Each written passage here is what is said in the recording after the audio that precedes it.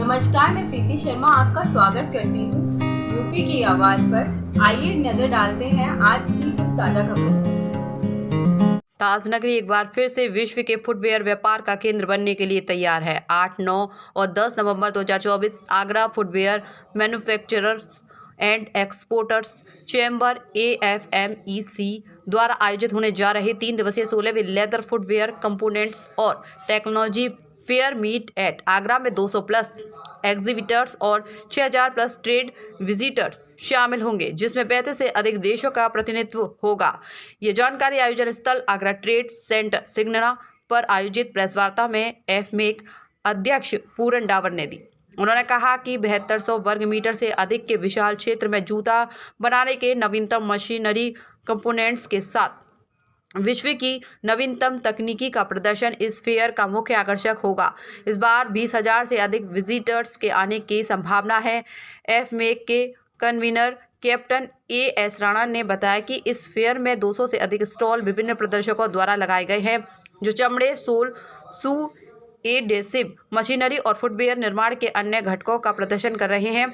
Captain Rana ने कहा कि यह आयोजन न केवल व्यापारियों अवसरों को बढ़ाने का काम करता है, बल्कि फुटवेयर उद्योग में प्रशिक्षण ले रहे विद्यार्थियों के लिए एक महत्वपूर्ण शिक्षण मंच भी प्रस्तुत करता है। इस वर्ष मीट एट आगरा में प्रत्यक्ष और अप्रत्यक्ष रूप से लगभग 35 देशों का प्रतिनिधित्व होगा। इसमें Taiwan, Germany, Brazil, Spain, Italy, चीन और यूनाइटेड किंगडम जैसे देशों की विशेष रुचि दिखाई है मुख्य रूप से मौजूद रहे। ग्रुप से हूँ। हम पायनियर एक्सपोर्टर्स हैं जूते के हिंदुस्तान से। सबसे पहला जूता मेरे दादाजी ने आगरा से एक्सपोर्ट किया 1962 में। हम पाकिस्तान से आए थे माइग्रेट होकर। ये इंडस्ट्री अब 5-6 हज़ार करोड़ की एक्सपोर्ट की पे लेवल पे पहुंच गई है। इसको हमने 15-20 हज़ार करोड़ पे पहुंचाना है। ये हमारा उद्देश्य है और ये हमारा फोकस है। इंडिया का अभी जो परसेंटेज वर्ल्ड मार्केट में है वो 2.5 से 3% है। इसको हमें 10%, 15% पे लेके जाना है। चाइना का 70% है, तो हम 10% तो मिनिमम हमें करना चाहिए। तो उस वजह से हम ये फेयर कराते हैं कि ताकि लोग नई नई चीज़ें देखें, नए ग्लास, नए फैशन, नया डिज़ाइन, नया मटेरियल, नई मशीनरी, कॉस्ट कैसे कम करनी है जूता बनाने की और कैसे उसको और मैकेनाइज करना है। इस उद्देश्य से ये फेयर किया गया और आप लोगों के माध्यम से हम चाहेंगे कि ज़्यादा से ज़्यादा जनता को ये एक्सपोजर मिले कि ये फेयर हो रहा है, ताकि ज़्यादा से ज़्यादा लोग इसका फ़ायदा उठा सकें। तो जब से ये फेयर शुरू हुआ है तब से अगर आप अपने एक्सपीरियंस देखें तो यहाँ की जो लोकल इंडस्ट्री थी, डोमेस्टिक मार्केट का शूज़ तैयार करना, वो कितनी इम्प्रूव हुई है और हैंडमेड वाली जो यूनिट्स थी वो कितनी मशीनरी पे आई है? धीरे धीरे बहुत लोग आ रहे हैं मशीनरी पे। उसके लिए कैपिटल की ज़रूरत है। सरकार को चीपर कैपिटल देने की ज़रूरत है। इस टाइम जो कैपिटल है वो 10% पे लोन मिलते हैं। धीरे धीरे वो कम कर रही है सरकार। तो उसमें बहुत सारे फैक्टर्स हैं, लेकिन हमारा प्रयास ये है कि एक्सपोजर हम ज़्यादा से ज़्यादा दे सकें। इस कार्यक्रम के संदर्भ में कुछ जानकारी आप? Captain Rana, convener FMEC। Meet at Agra का 16वां एडिशन 8 नवंबर से होने जा रहा है। इसका इनॉग्रेशन 11 बजे है। उसके बाद में ये विजिटर्स के लिए ओपन होगा। यहाँ पे नए प्रोडक्ट्स की एग्जीबिशन लगी है, तो हमारा सिर्फ यही उद्देश्य है कि आपके माध्यम से यहाँ पे ज्यादा से ज्यादा लोग आएं और नए प्रोडक्ट्स को देखें कि क्या हम उनको बेहतर यूज कर सकते हैं। यहाँ पे नाम वही है, बट उनकी क्वालिटी, इंग्रेडिएंट्स और यूजेस उनके अलग अलग हैं। तो हमारा उद्देश्य ये है कि नए प्रोडक्ट्स को एग्जिबिट यहाँ पे जो करेंगे वो इंडस्ट्री में ज्यादा से ज्यादा लोग देखें और उनका उपयोग करें।